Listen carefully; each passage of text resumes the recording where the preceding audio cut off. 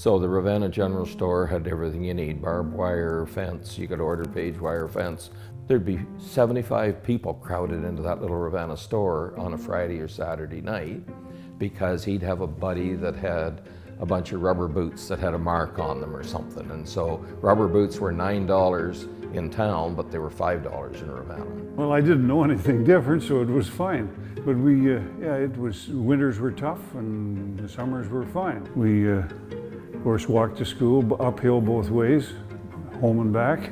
So a lot of the farmers didn't have money to pay to get anything done, so they paid in produce. We had different kinds of food all the time.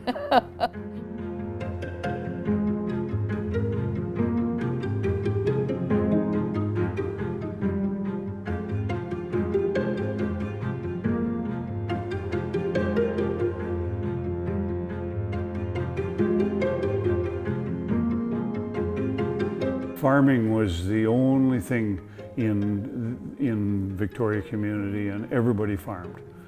There was a family on every 100 acres, I guess, and they all survived, but there was no industry or there was no commercial store or anything there. It was just virtually a school and 2 churches.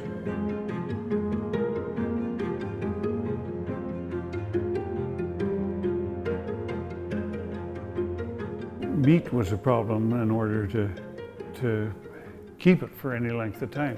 So they had what they called a beef ring, and a group of farmers would go together. I can't tell you how many, probably 20. And every week, one member took a cattle beast to the slaughterhouse, and it was slaughtered and cut up, and the meat was distributed around to all the members. The next week it was somebody else's turn, and it went around in circles. So every week you got fresh meat, and then you could keep it in ice, or there was a freezer in town you could get. There was a store in Ravenna, and you could get to the Ravenna store in the summertime, but in the wintertime, when I was quite young, the road was only plowed to Victoria Corners, so you had to go to town rather. Unless you took the horses, I guess. But we didn't shop like we do today. You know, you went and got maybe some flour or some necessities, but you had your own milk, you had your own meat, you had your own flour. In most cases, you might buy flour, but vegetables, you'd have them in the summer and preserve them for the winter. So shopping wasn't like it is today.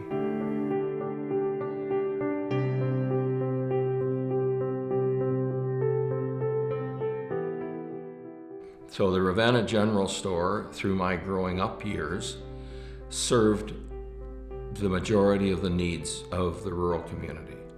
So you could buy rubber boots and coveralls. The Walters family, who had the original land grant at Ravenna,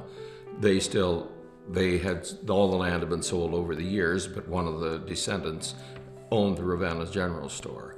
And so they built the new store in '46. So I owned the house that used to be the store up to '46.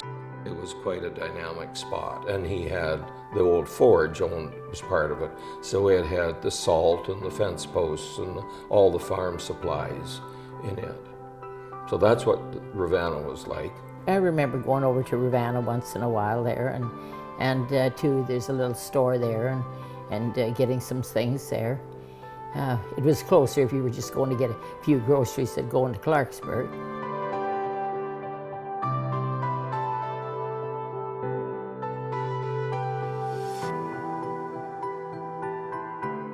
Started at Ravenna School. I don't know how many were there, but by the time I was in grade 4 or 5, we were down to 8 boys at Ravenna School. And then that year, or the next year, there were 3 little girls started. So that was 11, and then they amalgamated some other schools in, so then we were up to 25 students with the kids from Collapore and some from Gibraltar. And then, of course, they had the great clearance where they closed all the little schools and trucked us all to town.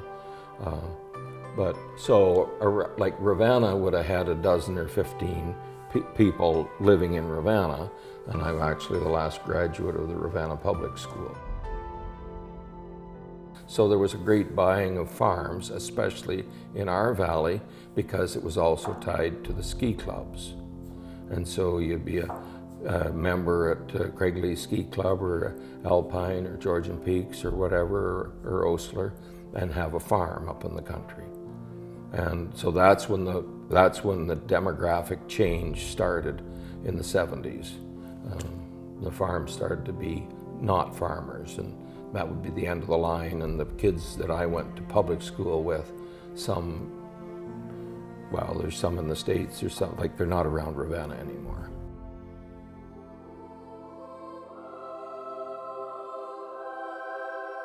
In 1882, the McKinleys, who were tenant farmers at the lower end of Loch Lomond, came to the 6th line of Grey County, and that put my grandfather next door to his Quaker neighbors, and that was my grandfather and grandmother on my father's side. And so then my father was a local volunteer, putting a new floor in the manse for a new minister who had a 20-year-old daughter, and the rest is history. And so she married the farm boy, and they bought a farm in Ravenna, and had a bunch of kids, and that's where I come from. Well, Loree, what I remember, Loree, is all of our schools, the 10th line school and Victoria School, and that's off the 8th, and Redmond School. We all went and did a reforestation, built, so there's some of those forest trees there, that's pine trees or evergreen trees. I planted some of them there. It was a good big field, and they thought it was a good idea for reforestation. So.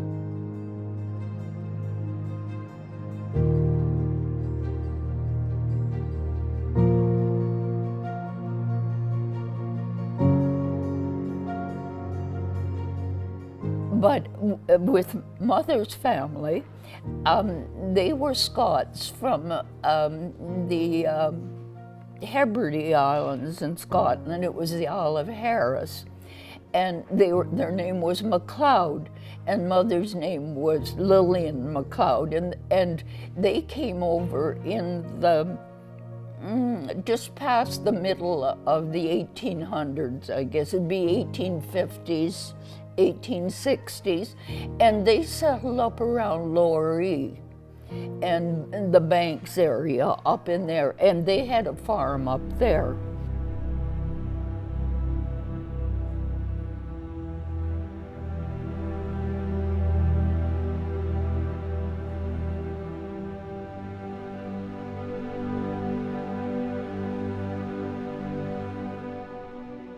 We had a lot of great uncles, and Alec Brown that lived in Ravenna. We had a lot of Brown relatives around. A lot of the wood houses in the valley, they're connected through the Browns as well. Lots of names that we had 42nd cousins that were all related. Thank you for joining us. If this story resonated with you, the journey doesn't have to end here. Please visit our online exhibits to explore the communities we just visited in much greater depth. You'll find a collection of original photographs, personal letters, and archival records that bring these voices to life in a way we couldn't capture on screen alone. Next time on Towns of the Blue Mountains. And this is what made Slabtown. This is a slab, and if you look at it end on, you see this is the outside. This was all waste, and so what would happen is the workers in the mills would grab this stuff and they'd build their houses out of it. So it was basically a shanty town for the longest time, made with this really rough material.